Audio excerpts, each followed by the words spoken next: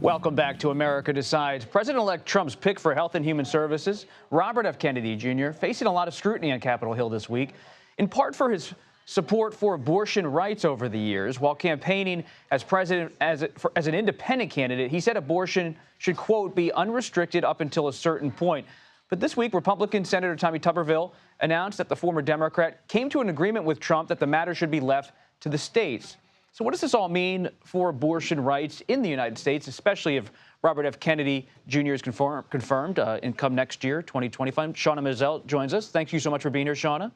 Great to be with you, Bob. That's absolutely right. RFK Jr. has been tapped by President-elect Donald Trump to serve to lead HHS. Now, thus far, under the current Biden administration, HHS has really worked to defend access to not only abortion procedures, but the medication. And so questions are swirling, but mostly from Republicans, on just what RFK would do if he is confirmed and pushed through. You've covered RFK Jr. and abortion rights.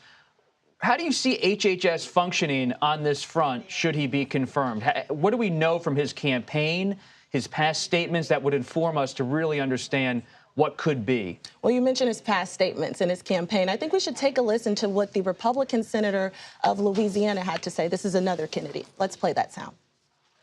I want to talk to Mr. Kennedy about his abortion stand. He's all over his map. All over the map. There's some of his comments could be construed, I think fairly, to suggest that he supports abortion up to the moment of birth.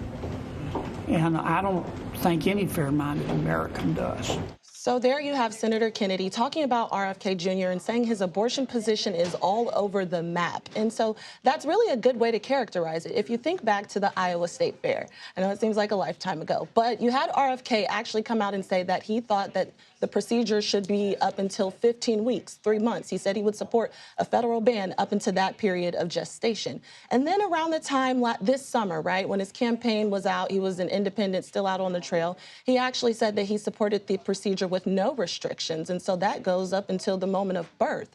But then he was getting a little bit of pushback. So he then walked it back a little bit and said he supports abortion up until fetal viability. Now, we know those are the same standards that came under Roe versus Wade. But what's quite interesting is that he's been up there, he's been on Capitol Hill, and he's told these senators that he would actually be in line with what President-elect Donald Trump would do and what Trump supports. However, one of his statements to Senator Josh Hawley is causing some alarm because he said that he would be open to restricting access to mifepristone.